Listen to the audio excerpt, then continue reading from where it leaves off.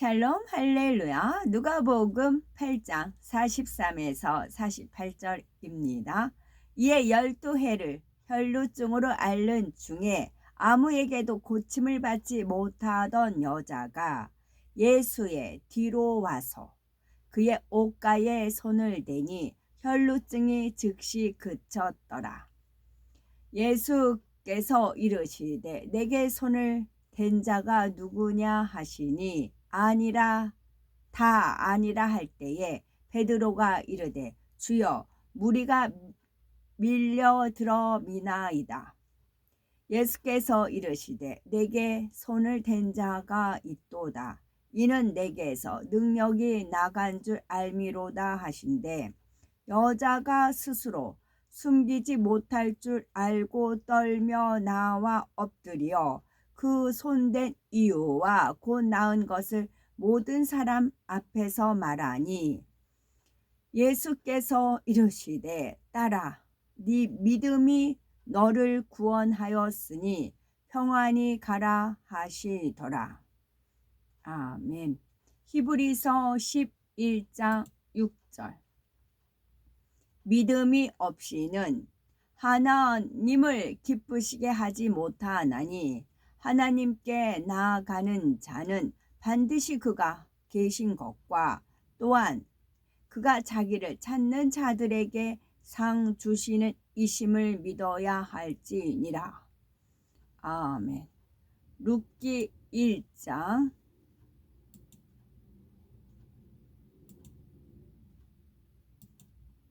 룻기 1장이고요. 창세기 50장. 요셉이 그의 아버지 얼굴에 굽으려 울며 입맞추고 그 수종들은 의원에게 명하여 아버지의 몸을 향으로 처리하게 하매 의원이 이스라엘에게 그대로 하되 40일이 걸렸으니 향으로 처리하는 데는 이 날수가 걸림이며 애굽 사람들은 70일 동안 그를 위하여 곡하였더라. 제목은 네 믿음이 너를 구원하였으니입니다. 마음이 선하고 의로운 사람은 좋지 않은 소문을 들었을 때 같이 동조하거나 악을 행치 않습니다. 오히려 자신을 돌아보아 경계하는 계기로 삼지요. 또한 선하고 좋은 소식을 들으면 의심하지 않고 그것을 마음에 담아 귀감으로 삼습니다. 하나님을 사랑하는 의인은 이런 중심이 되어야지요. 12년 동안 혈류증을 앓던 여인은 어떠한 믿음을 지녔기에 치료받을 수가 있었을까요? 여인은 예수님의 소문을 듣고 그분을 만나기만 하면 병을 치료받을 수 있다는 믿음이 있었습니다. 그래서 아픈 몸을 이끌고 예수님 앞에 나올 수가 있었지요. 혈류증은 습관성 자궁 출혈로 계속하여 피가 나오는 병입니다. 그런 생활을 1년, 2년도 아닌 12해를 계속했으니 얼마나 고통스럽고 심신도 허약해졌겠습니까?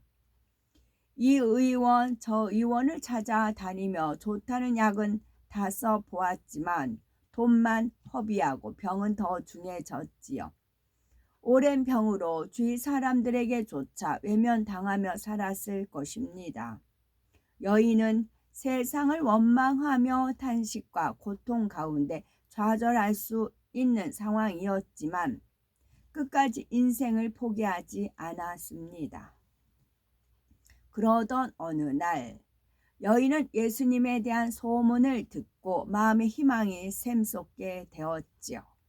그분을 만나면 죽은 사람도 살아나고 문둥병, 중풍 등 갖가지 병든 사람이 치료된다는 것입니다. 또 귀신 들렸던 사람이 온전케 되며 눈먼 사람이 눈을 뜨고 듣지 못하던 사람이 들으며 말 못하는 사람이 말을 한다는 것이지요. 이 소식은 마치 오랜 가뭄 끝에 단비를 만난 것처럼 여인에게 희망을 안겨주었습니다. 여인은 중심이 선하기 때문에 소문을 있는 그대로 믿었고 예수님을 찾아 나섰지요.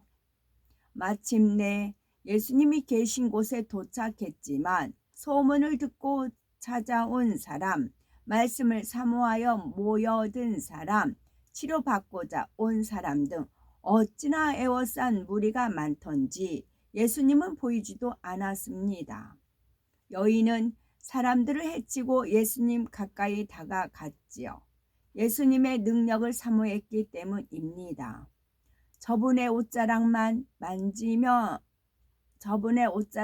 만져도 나으리라는 마음으로 애써 손을 뻗어 옷자락에 손을 댔지요.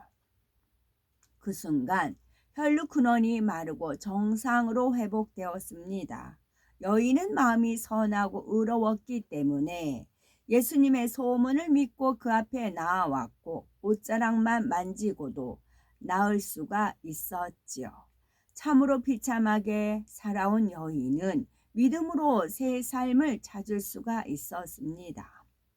그렇다면은 의인은 어떠한 중심을 가진 사람일까요? 바로 룻이나 요셉과 같은 마음입니다. 먼저 룻을 살펴보면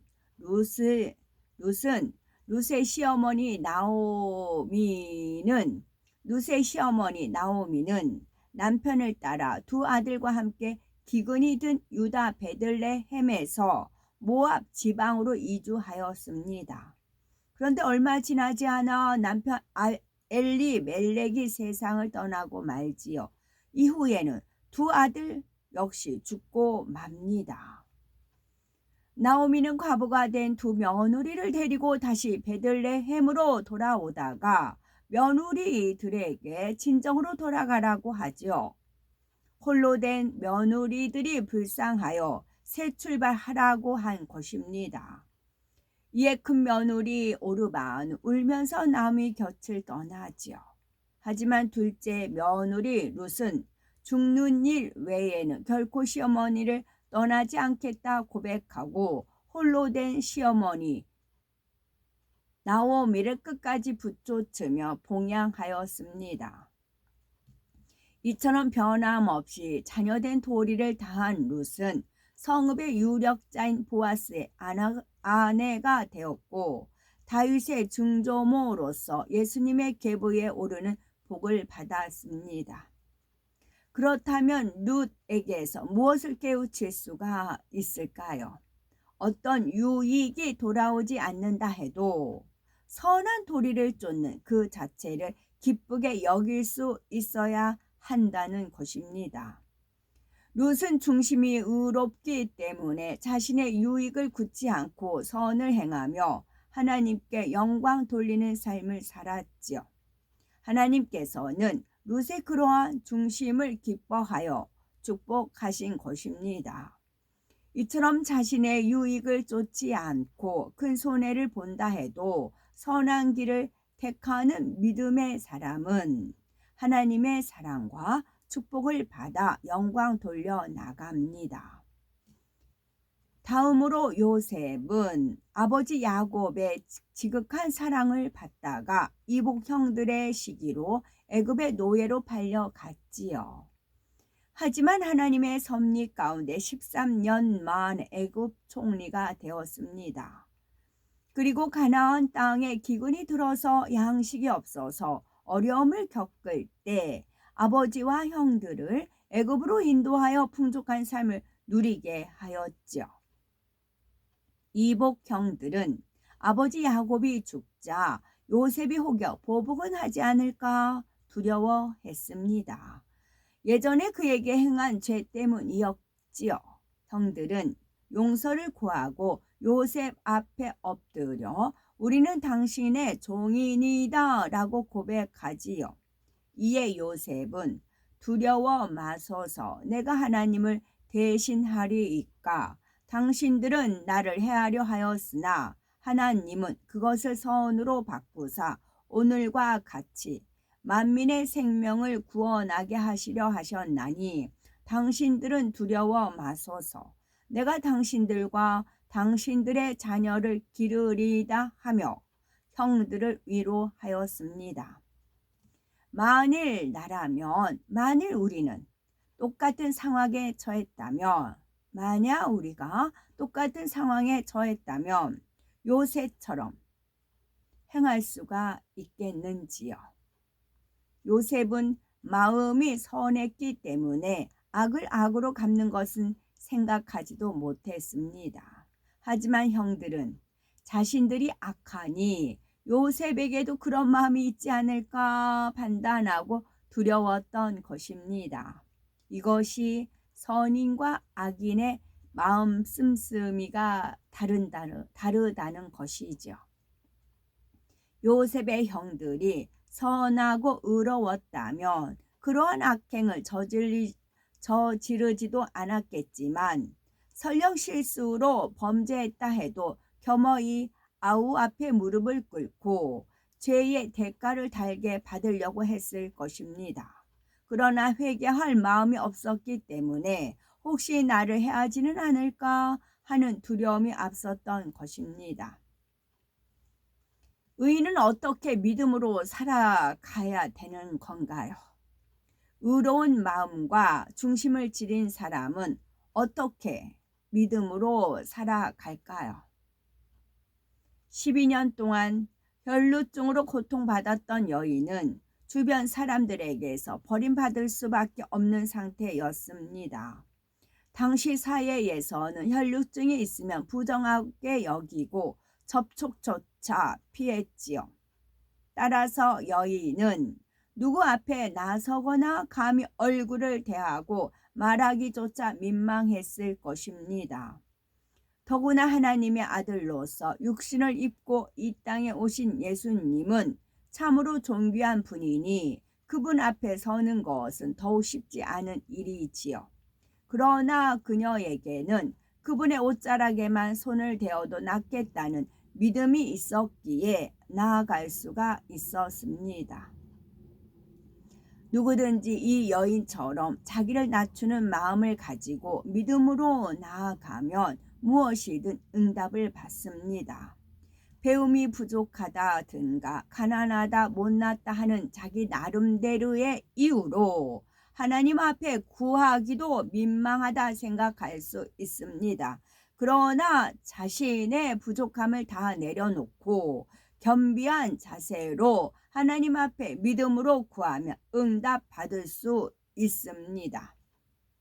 예물을 드릴 때에도 아무리 작은 것이라도 진정 마음을 담아 드린다면 하나님께서는 그 중심을 아시고 기뻐 받으십니다.